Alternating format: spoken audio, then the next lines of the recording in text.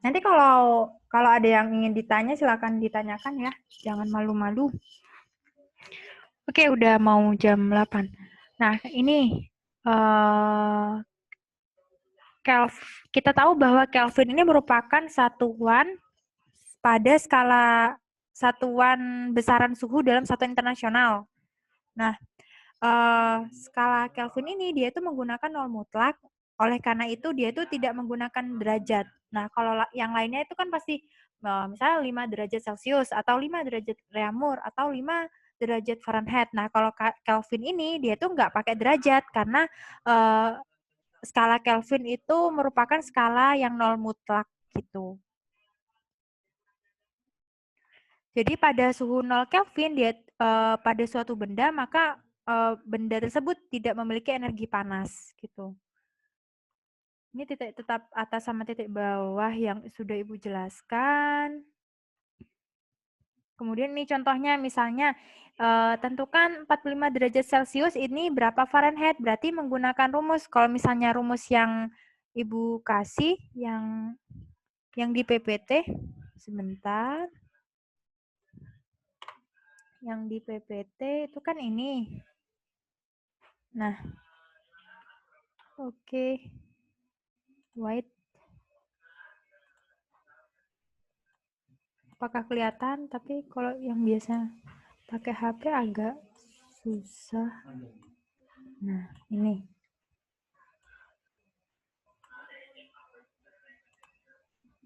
Nah, ini ya. Ini tentukan 45 derajat Celcius berapa Fahrenheit.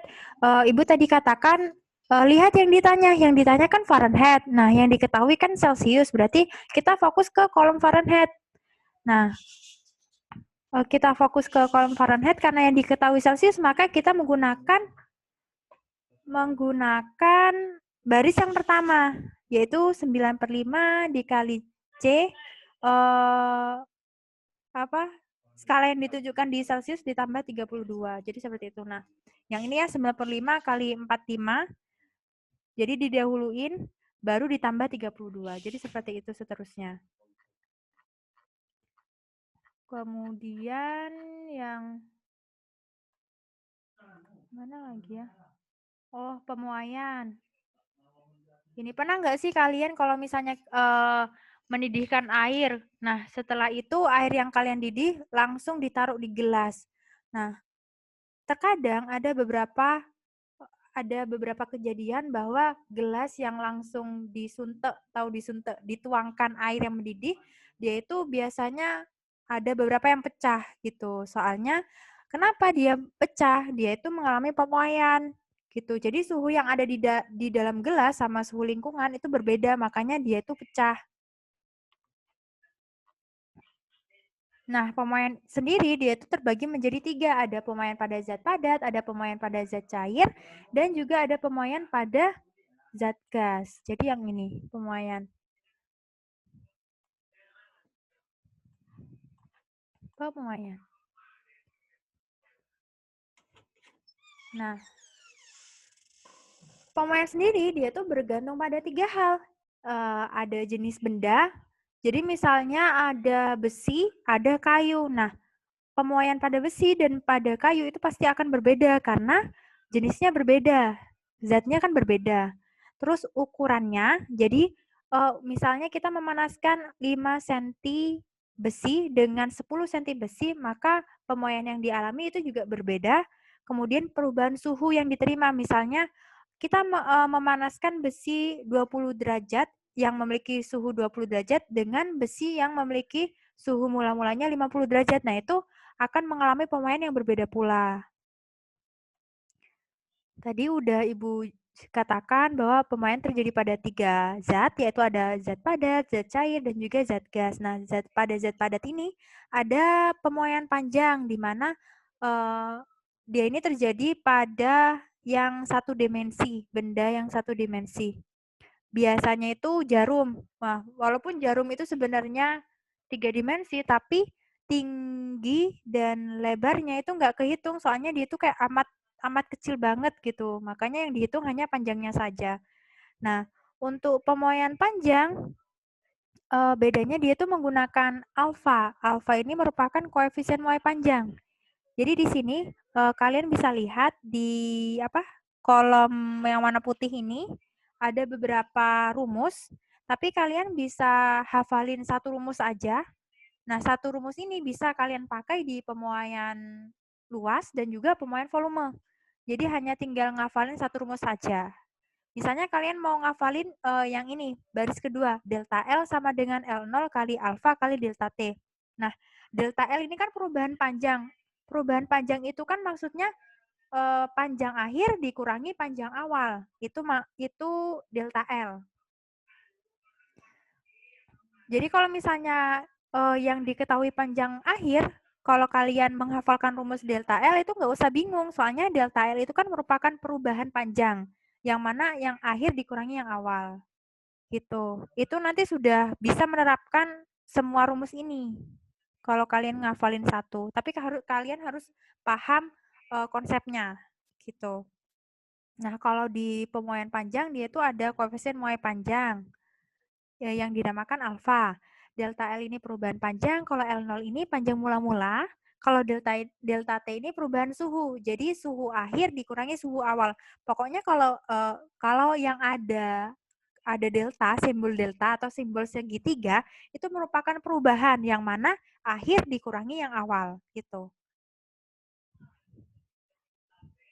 Terus yang ini misalnya contohnya pada keping bimetal, ada baja sama kuningan. Nah, ketika dipanaskan dia akan melengkung ke koefisien yang lebih kecil ya. Nah, kita lihat baja itu 11 kali 10 pangkat min 6 di tabel koefisien muai panjang. Nah, sedangkan kalau yang kuningan ini, dia itu memiliki koefisien 19. Nah, 11 sama 19 ini kan lebih lebih besaran kuningan nih 19.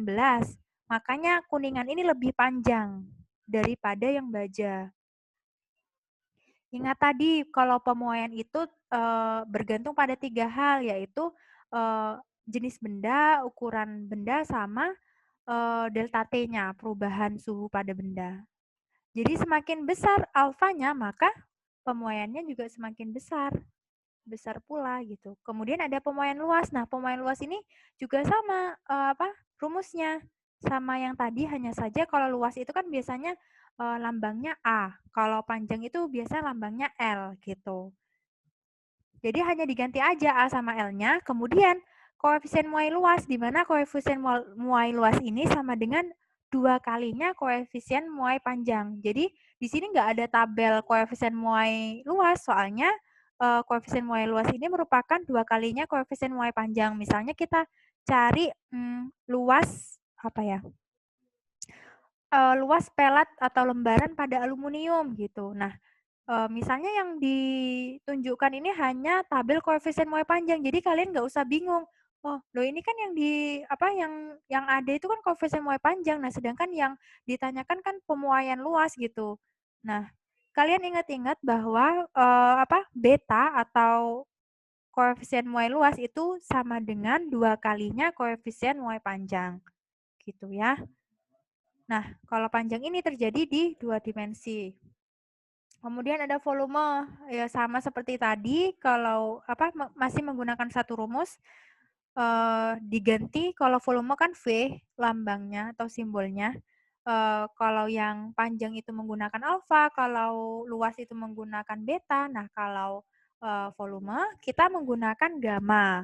Nah, gamma ini 3 kalinya alfa. Jadi seperti itu, kemudian ada pemuaian pada zat cair. Ternyata nggak hanya zat padat saja, tapi zat cair juga mengalami pemuaian. Ketika kita memasak air, nah itu kenapa kok apa airnya itu ada gelembung-gelembungnya? Nah itu berarti dia itu terjadi pemuaian air. Kemudian kenapa sih kemasan botol atau sirup dia tuh kenapa kok nggak di-fullin aja, kayak kan eman banget kita beli mahal-mahal misalnya 5.000 tapi nggak full gitu ya apa isinya gitu. Nah itu bukan karena apa, tapi untuk mengantisipasi pemuaian gitu. Nah ketika pasti botol dan sirup itu kan pasti bakal melakukan perjalanan. Maksudnya kan bakal didistribusikan ke toko-toko. Nah, selama distribusi itu kan dia diangkut. Nah, pasti kayak bakal terjadi perubahan suhu atau perbedaan suhu. Nah, dia itu pasti mengalami pemoyaan. Nah, untuk mengantisipasi hal tersebut, maka dia itu nggak di-full-in gitu. Nah, kalau pemoyaan pada zat cair itu seperti ini. Nah, di mana kalau pemoyaan volume zat cair ini 10 kali lebih besar daripada pemoyaan volume pada zat padat. Gitu. Apakah Mbak Ami sudah mulai mengantuk? Kasihan Re, ya ampun. Ini masih suhu dan pemoyaan ya, masih belum yang lain. Gak apa-apa. Ini Ibu jelaskan secara singkat, soalnya kasihan nanti kalau ada yang ngantuk ya. Nah, ini kondisi danau ada kondisi danau di musim panas dan juga di musim dingin. Nah, ketika panas, suhu yang hangat kan pasti yang di atas tuh, yang terkena sinar matahari, maka ikannya itu pada ke atas semua.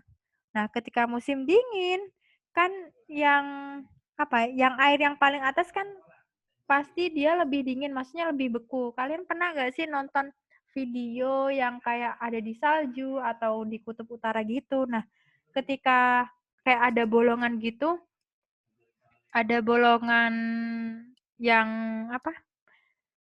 yang pecah gitu, itu kan pasti bawahnya itu kayak udah air gitu, bukan bukan jadi es lagi, tapi kan bawahnya air. Maka ikan-ikan akan turun ke bawah ke suhu yang paling ini ya, yang paling hangat gitu. Nah, ada juga pemain pada zat gas. Jadi kalau misalnya kalian memanaskan air, terus kalian beri botol dan di atasnya dikasih balon, maka balon tersebut akan mengembang. Nah, namun kalau airnya dingin, balon tersebut akan mengempes. Nah, kejadian seperti ini itu terjadi pemoyaan pada zat gas. Nah, ini ada rumusnya, tapi harus tidak terlalu penting. Ya, sebenarnya penting, tapi untuk SMP masih belum penting. Tapi harus paham konsepnya. Oke, kita kembali ke LKS. Ini baru jam 8 Mbak Ami. Sabar ya Mbak Ami. Ntar lagi selesai. Ini ya, ada contohnya pada rel. Kenapa sih rel itu ada apa? Ada celahnya walaupun sedikit aja, dia itu untuk mengatasi pembengkokan. Jadi seperti ini. Makanya dia itu rel itu dikasih celah walaupun sedikit. Terus contohnya misalnya nanti kalau ada soal sebutkan pemoyaan, kayaknya ada deh tugas pemoyaan, contoh penerapan pemoyaan dan bagaimana cara mengatasinya. Pada rel kereta api, kemudian pada jendela, mengapa kaca jendela itu diberi celah itu supaya ketika siang hari, ketika kaca memuai, maka dia itu nggak pecah kacanya. Kemudian pada kabel, kenapa kan kalau kabel itu kan nggak tegang banget. Kabel yang di jalan-jalan itu loh, dia itu kan nggak tegang. Nah itu supaya ketika pemuaian dia itu nggak putus gitu. Walaupun pemoyannya itu kecil banget. Jadi kalau misalnya kita hitung sebenarnya perubahan pemoyannya itu kecil. Tapi walaupun kecil kayak gitu, itu jangan diabaikan, soalnya dapat membahayakan ya. Kemudian apa lagi ya? Jadi apa yang bisa dipetik dari awal sampai sekarang, Farel? Yang Ibu jelaskan, silahkan dijelaskan secara singkat kesimpulannya.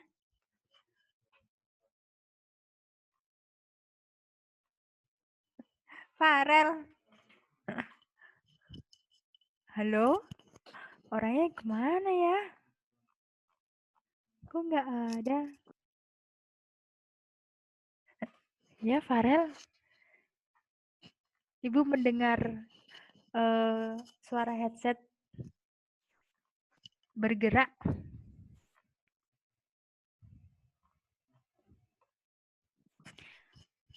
Ya, ya. Bu, di-unmute lagi. Jangan main mute, unmute, Mbak Farel.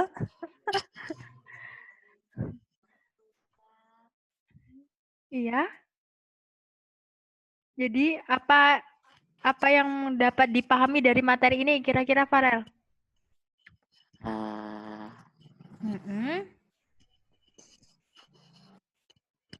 Ya, bagus sekali, Farel. Beri tepuk tangan buat Farel.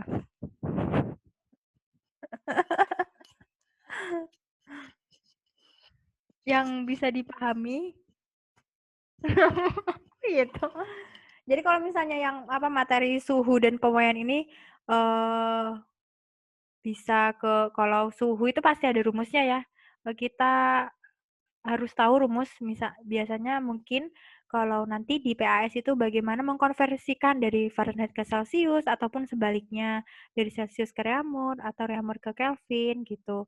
Nah, itu harus paham rumusnya seperti apa. Kemudian kalau pemuaian biasanya itu mungkin prinsip dalam kehidupan sehari-hari maupun ini rumus yang tadi yang pemuaian luas atau panjang atau volume. Biasanya seperti itu. Jadi nggak terlalu ini kan, nggak terlalu sulit-sulit amat ya. Terus ada kalor. Jadi kalor ini hubungannya dengan uh, suhu. Sebentar Ibu buka di PPT. Jadi biar lebih cepat. Kalor. Ini kalor. Jadi misalnya kita lagi minum teh nih. Nah, pasti kalau misalnya kita megang gelas, kan yang panas kan yang di dalam gelas. Nah, kenapa sih kok gelas itu ada yang seperti ini, ada gelas yang nggak ada bukan centelan, pegangannya, ada gelas yang ada pegangannya. Nah, itu fungsinya kan kalau misalnya gelas seperti ini ketika diisi air panas kan kita bakalan merasakan panasnya sih.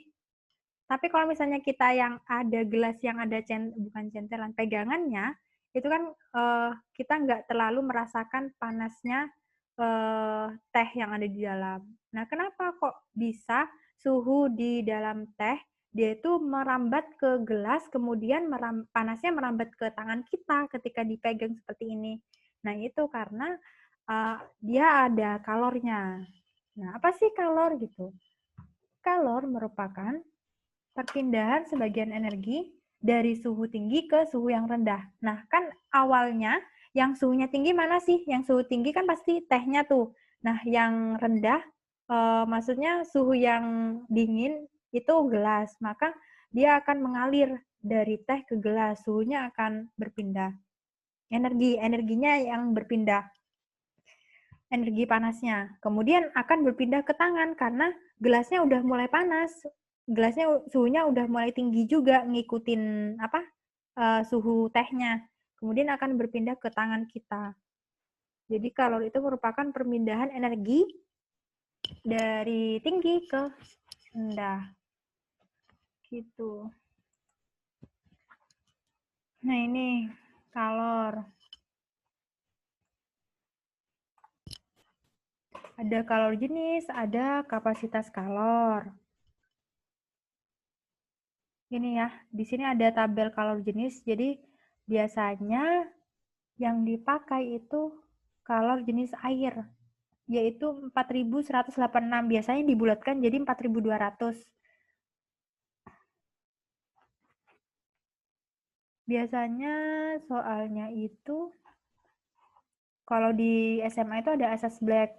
Jadi Ki atau kalor yang diserap itu sama dengan kalor yang dilepas dengan ada tanda negatif. Maksudnya tanda negatifnya itu meninggalkan. Ya apa ya? Ini ada perubahan kalor, perubahan wujud. Misalnya dari gas ke cair, dia itu mengembun. Nah, dari gas ke cair, dia itu mengeluarkan kalor. Kalau cair ke gas, dia membutuhkan kalor. Jadi untuk menguap itu kan suhunya pasti membutuhkan suhu yang tinggi gitu. Nah ini juga mungkin bisa jadi materi soal PAS. Padat ke gas itu apa? Cair padat ke cair, lebih gampang padat ke cair sama cair ke padat ya. Soalnya ada dalam kehidupan sehari-hari. Kalau padat ke cair kan es yang mencair, kalau cair ke padat kan dari air menjadi es. Biasanya yang keluar itu ini kalau di SMA.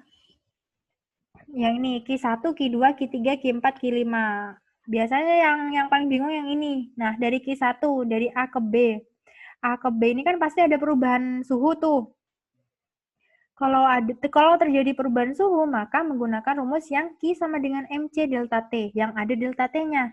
Nah, kalau B ke C, suhunya kan sama. Yang B itu kan suhunya 0, yang C kan juga suhunya 0. Jadi, kita menggunakan rumus yang nggak ada deltanya, yaitu M kali L. Nah, kalau yang C ke D dari 0 ke 100, ini kan terjadi perubahan suhu, maka menggunakan rumus yang MC delta T. Kalau yang Q4 ini D ke E, suhunya sama, yaitu sama-sama 100, maka menggunakan rumus yang tidak ada delta T-nya, yaitu M massa. M itu massa, L ini kalor lebur uap atau kalor laten. Bedanya apa? Kan Q1 sama Q3 kan sama-sama delta T. Bedanya itu C-nya, kalor jenisnya. Nah, kalau di Q1 kan dia itu masih menjadi S tuh, maka C-nya itu menggunakan kalor jenis S. Kalau yang di Q3, dia kan fasenya udah air, bukan es lagi. Dia itu menggunakan kalor jenis air.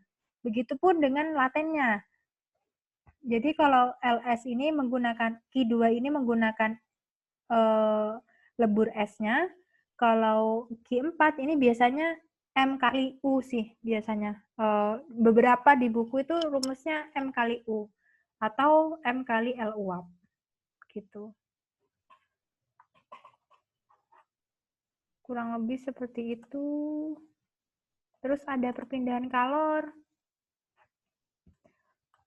Mari kita cek. Mbak Salsa, perpindahan kalor itu terjadi ada berapa cara sih? Ada 3. Apa saja? Konveksi, konveksi, dan radiasi. Kalau konduksi, dia itu perpindahan kalor secara apa, Mbak Atika?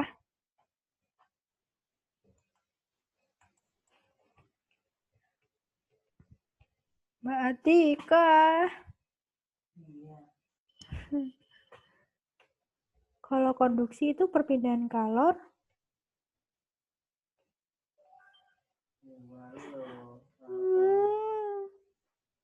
Mbak Caca, kalau konduksi. Iya, Bu. Wah, Mbak Atika, kalau konduksi itu perpindahan kalor yang bagaimana? Perpindahan kalor atau panas melalui zat padat yang tidak ikut mengalami perpindahan. Kalau konveksi, Mbak Caca?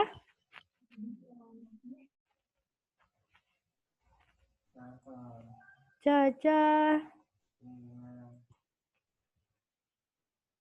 Jawab yuk.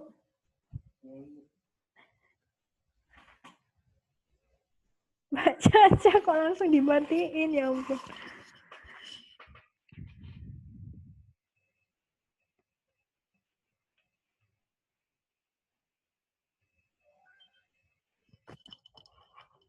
Caca. Mbak Akela deh. Mbak Akela.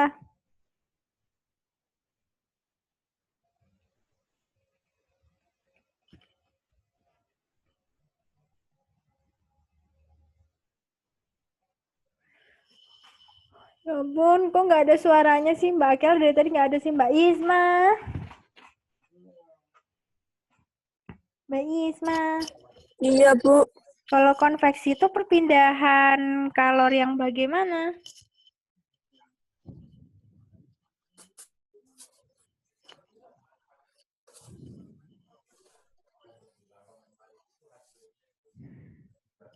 Mbak Ami sudah mulai ngantuk, Bung.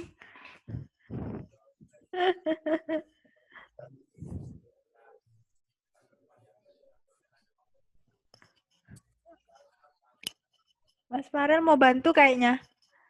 Mas Farel, konveksi itu perpindahan yang bagaimana?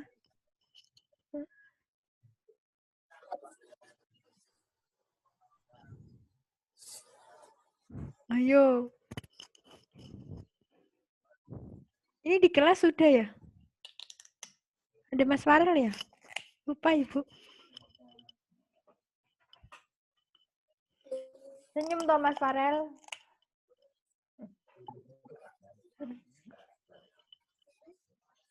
Mbak Isma, sudah ada jawabannya kah?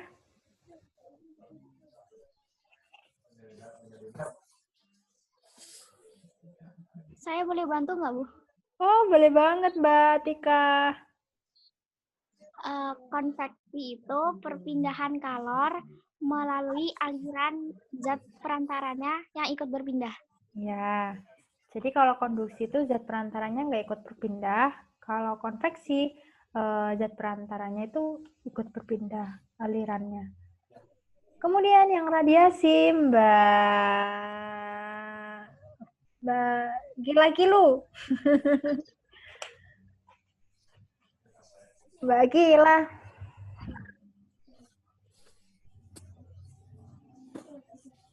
Oh, Mbak Gila. Kalau radiasi? Radiasi itu energi yang dipancarkan dalam bentuk partikel. Jadi di radiasi ini nggak ada zat perantaranya ya. Kalau konduksi konveksi kan ada.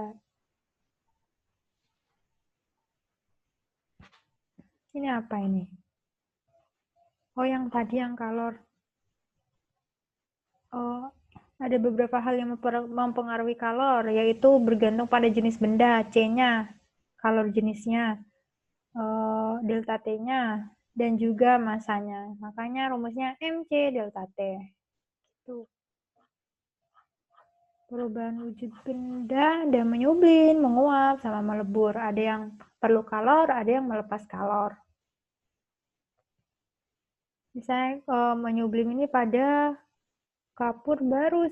Nah, di mana kalau kita meletakkan kapur barus, maka dia lama-kelamaan mengecil. Jadi dia tuh bakal jadi gas gitu. Makanya padat ke gas. Terus ada juga mengembun, dia melepas kalor. Kenapa sih kalau terjadi embun, dia tuh dingin? Soalnya dia tuh melepas kalor. Sedangkan menguap, kalau kita menyedihkan air, dia itu butuh kalor. Ada melebur sama membeku. Kalau membeku, supaya dia jadi dingin, maka dia harus melepas kalor. Nah, untuk mencair atau melebur, dia harus membutuhkan kalor. Yang tadi, kalor laten. Yang nggak ada delta T-nya. Uap sama lebur. Mana kalor laten? Terus ini ada contohnya. Ada kok ini di video Ibu. Nih, kenapa sih kalian berkeringat? Kita tahu bahwa suhu manusia itu 36,5 derajat sampai 37,5 derajat. Nah, supaya suhu tubuh kita optimal, maka ketika kita beraktivitas, tubuh kita mengeluarkan keringat. Seperti itu. Jadi, oh ya, kalau nggak salah di kuis suhu dan energi, deng. Ketika dari makan terus kita beraktivitas sampai menjemur pakaian, masih ingat? Nah, itu terjadi energi apa saja? Nah, kalau ketika kita makan itu ada energi kimia. Kimianya itu dari makanan. Jadi makanan tersebut diolah menjadi energi. Nah, ketika kita beraktivitas itu kan ada bisa energi kinetik yang bergantung pada kecepatan, bisa energi gerak karena kita bergerak. Nah, kemudian ketika kita menjemur baju, maka baju tersebut lama-kelamaan akan kering karena dibantu oleh sinar matahari. Nah, itu berarti ada energi kalornya. Gitu. Jadi jawabannya seperti itu, Kak. Nah ini, kalau nggak salah ada buaya kalau nggak anjing ya, yang Ibu cantumkan ke tugas. Kenapa buaya itu mangap, ya, membuka mulutnya, atau kenapa anjing itu menjulurkan lidahnya. Terus ada pembukuan darah. Jadi pembekuan darah ini kan ketika kita mengalami luka, kemudian ada darah yang keluar. Nah, itu kan kalau misalnya nggak terlalu banyak darahnya, lama-kelamaan akan menutup sendiri. Nah, itu menggunakan menggunakan konsep penguapan. Gitu. Ada pendingin sederhana yang kemarin sudah dijelaskan juga kolam. Kenapa sih wilayah sekitar kolam itu terasa sejuk, terasa dingin? Soalnya kolam ini kan air ya. Air itu kan bakal menguap karena adanya sinar matahari gitu. Nah, untuk menguapnya tersebut maka dia itu membutuhkan kalor. Yang di awal tadi untuk penguap dari cair menjadi gas, dia kan membutuhkan kalor, maka oleh karena itu air tersebut, air yang ada di kolam itu mengambil suhu yang ada di lingkungan sekitarnya. Nah, sehingga suhu yang di sekitarnya itu lebih sejuk gitu. Terus ini penerapannya, misalnya ada kalor 84 kilojoule, ada air 500 gram, berarti ini masanya. Yang bersuhu 20 derajat Celcius berarti ini suhu awalnya. Berapa suhu air itu? Maksudnya berapa suhu akhirnya ketika kalor jenis air 4200, kita masukkan ke rumus QMC delta T karena ada perubahan suhu. Jadi dimasukin seperti ini, Q-nya tadi 84 kilojoule. Ingat kalau kalor itu satuannya joule bukan kilojoule. Jadi dari kilo ke joule. Sama halnya dari kilometer ke meter. Jadi kan turun 3 alias dikali 1000. Jadi 84.000 kalau massa itu kan kilogram bukan gram. Nah, jadi dia naik 3 dibagi 1000 jadi 0,5 kilo. T awalnya 20 derajat Celcius dan C kalor jenisnya 4200 joule. Jadi dimasukin bla bla bla bla sehingga delta T-nya 40 derajat. Ingat delta T perubahan. Ingat yang Ibu katakan kalau perubahan itu akhir dikurangi awal. Nah, delta T-nya kan udah ditemuin tuh 40 derajat Celcius. T akhirnya yang dicari dikurangi T awalnya tadi udah diketahui 20 derajat Celcius. Maka T akhirnya sama dengan yang 20 derajat Celcius dipindah ke ini ke 40 ngumpul hasilnya 60 derajat seperti itu. Ada yang tadi kita bicara tentang konduksi, konveksi, dan radiasi. Kalau konduksi itu perpindahan kalor tanpa partikel perantaranya itu tanpa ikut. Jadi misalnya kita menyalakan lilin, di sini misalnya sebuah batang logam gitu ya. Nah, kan awalnya dia itu nggak panas ya. Ketika dapat panas dari lilin, maka kalornya itu bergerak. Jadi bukan partikelnya itu dia tuh berpindahnya dengan cara menggerakkan partikel yang lain. Energinya maksudnya Ibu maaf. Jadi energi kalornya itu berpindah dengan cara menggerakkan partikel sebelahnya. Lama-kelamaan partikel sebelahnya juga mentransferkan energi gitu loh. Saling berbenturan gitu.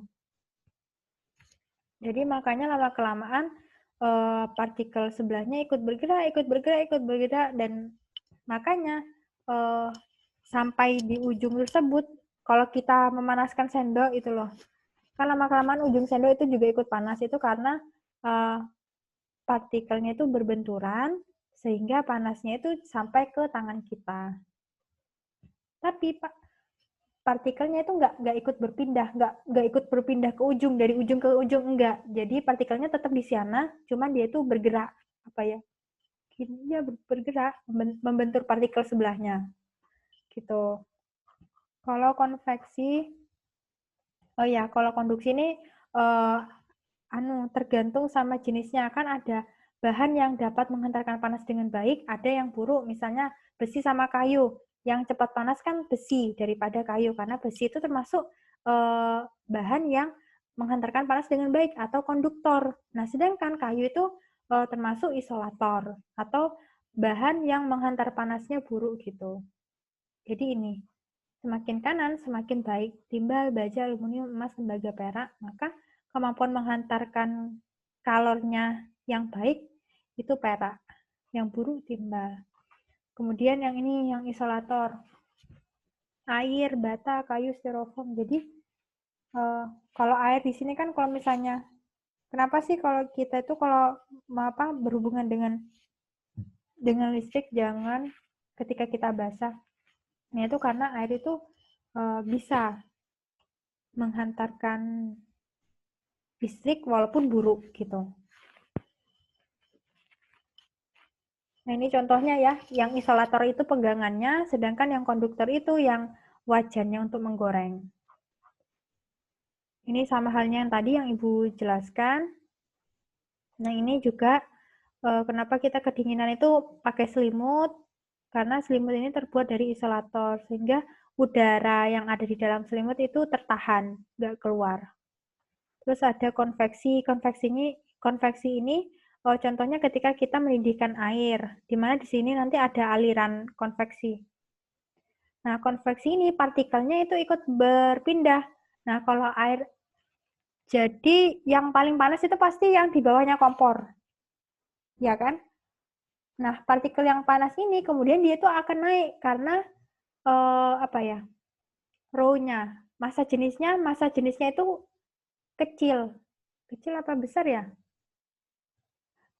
Massa jenis air yang panas yang udah dapat kalor, jadi suhunya kan naik. Nah, dia itu kecil, makanya dia melayang.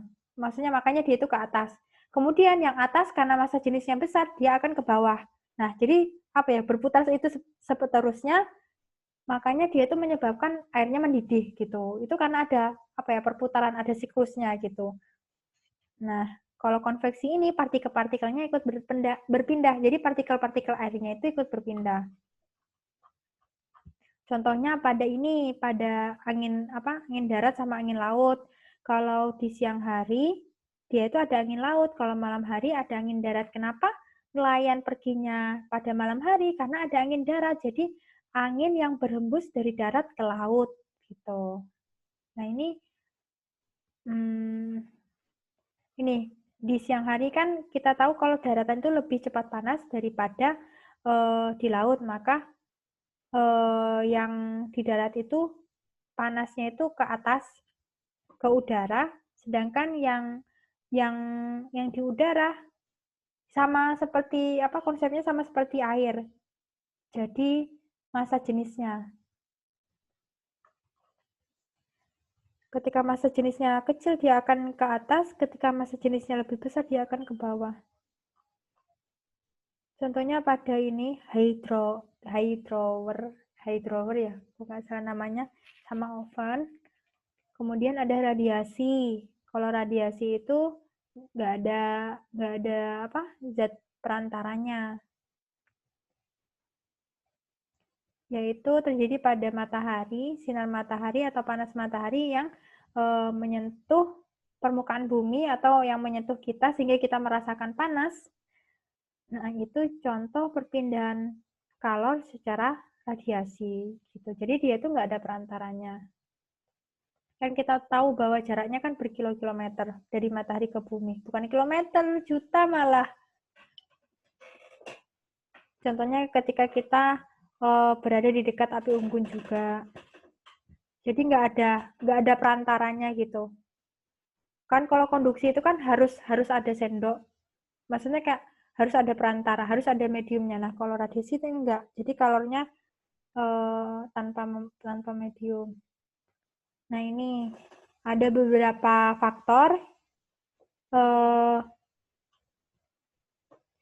Jadi setiap benda di sekitar kita itu sebenarnya menyerap sama memancarkan radiasi. Nah, ini bergantung pada besarnya, ukurannya, suhunya, di mana makin panas benda, maka dia akan memancarkan kalor. Nah, makin dingin benda, maka dia akan menyerap kalor, gitu. Ini ya.